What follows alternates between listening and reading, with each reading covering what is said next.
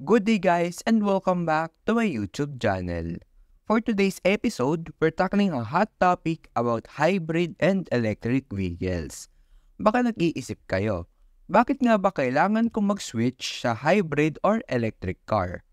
Mayroon kaming 5 compelling reasons kung bakit na ba kailangan mong mag-switch into hybrid vehicles. So, let's get started.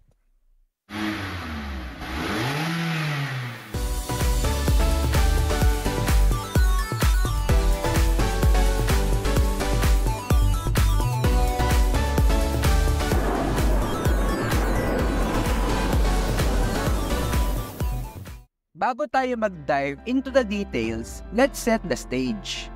Ang automotive industry ay mabilis na nag-e-evolve at dahil sa climate change, ang shift towards more sustainable transportation ay hindi lang trend, dahil kailangan na talaga. So, bakit nga ba kailangan nating mag-switch sa hybrid at electric vehicles? Let's break it down. Ang first reason is environmental impact. Una sa lahat, pag-usapan natin ang environment.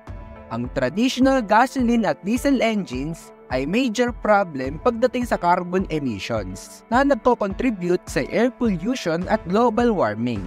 Ayon sa Environmental Protection Agency or EPA, ang average passenger vehicle ay nag-e-emit ng about 4.6 metric tons ng carbon dioxide kada taon. Imagine, if ma-reduce natin ang emissions na ito, hybrid and electric vehicles offer a way to do just that. Ang hybrid cars ay nagko-combine ng conventional engine at electric motor, kaya mas kaunti ang fuel na ginagamit at mas kaunti din ang pollutants na ine-emit. Ang mga fully electric vehicles naman ay zero tailpipe emissions. That means, mas malinis na hangin, mas kaunting smog, at mas healthy na planeta para sa future generations. Plus, with more renewable energy sources like wind and solar na nagpapower sa ating electricity grids, EVs are becoming even greener. Ang second reason naman natin ay cost savings. Usapang pera naman tayo. Everyone's favorite topic. Ang pag-own ng car ay hindi mura at ang fuel cost ay mabilis na tumataas. Dito papasok ang hybrid at electric vehicles para makatipid ka ng malaki. For sure, mas mataas ang mga presyo ng hybrid at electric vehicles. Pero ang long-term savings ay sigurado dahil mas mura ang kuryente kaysa sa gasolina. Kaya ang pag-charge ng electric vehicles ay mas mura kaysa sa pag-full tank. Ayon sa report ng US Department of Energy, ang electric vehicles ay makakapag-save ng drivers up to $1,000 kada taon sa fuel cost. Kung i-convert into peso, mga nasa around 50,000 pesos. Pero don't worry, dahil may mga affordable hybrid cars at mga electric vehicles sa market, especially yung mga mild hybrid vehicles. At kahit mild hybrid ito, malaki pa rin ang tulong dito to reduce fuel cost at greenhouse gases.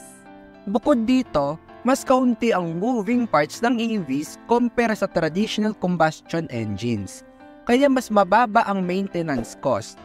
Wala ng oil change, mas kaunting brake repairs, at overall, mas kaunting visits sa mekaniko.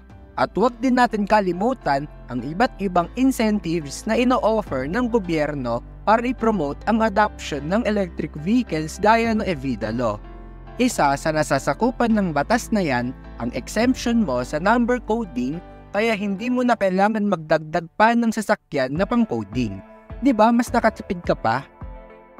And next, go to the third reason, which is performance and innovation. Ngayon naman, pag-usapan natin ang performance.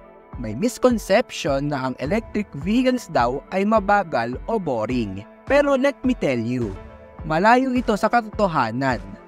Ang modern EVs at hybrids ay may impressive performance stats na kayang tapatan o kaya talunin ang gasoline counterparts. Tignan natin ang Tesla.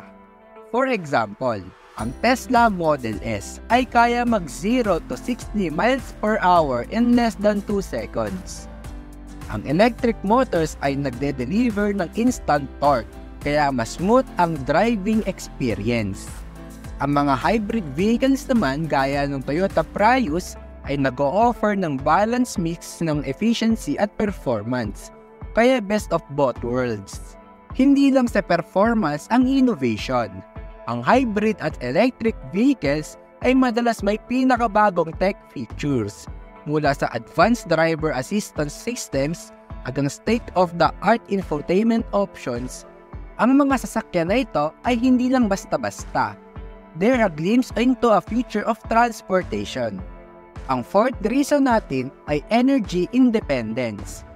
Tignan natin ang mas malawak na perspective. Ang sobrang pag-rely sa fossil fuels ay nagtay sa atin sa volatile at madalas na politically unstable market. Ang presyo ng langis ay madaling mag-fluctuate dahil sa geopolitical events. Naapektado ang lahat mula sa daily commute mo hanggang sa cost ng goods and services. Ang pag-switch sa electric at hybrid vehicles ay makakatulong para mabawasan ang pagiging dependent natin sa langis. Ang kuryente ay pwede i-produce locally mula sa iba't ibang mga sources, kabilang na ang renewable energy. Hindi lang nito natutulungan na maging stable ang energy prices, pero pinopromote din nito ang energy independence. Imagine a future kung saan ang sasakyan mo ay powered ng solar panel mula sa bubong ng bahay mo o ng hangin sa neighborhood wind farm. Hindi lang ito tungkol sa pagdadrive. It's about driving change. The last but not the least is future-proofing. Pag-usapan naman natin ang future-proofing. Ang automotive industry ay mabilis na nag-e-evolve at ang mga gobyerno worldwide ay nag-i-implement ng stricter emission regulations. Sa ibang mga bansa, ang internal combustion engine ay mape-phase out na sa mga susunod na dekada. Sa pag-switch sa hybrid at electric vehicles ngayon, ahead of the curve ka na. Hindi ka lang bumibili ng sasakyan.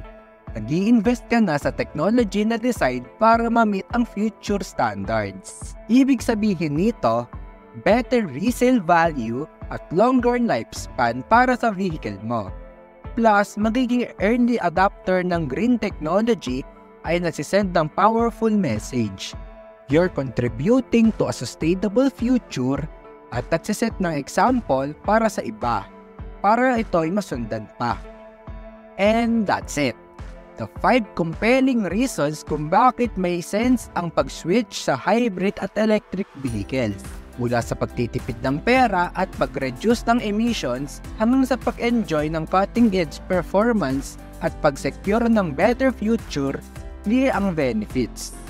As always, gusto naming marinig ang thoughts at questions nyo, so drop them in the comments section. At don't forget to like and subscribe and click the notification bell para updated ka sa mga susunod pa natin mga pag-uusapan. Thanks for watching. Paalam!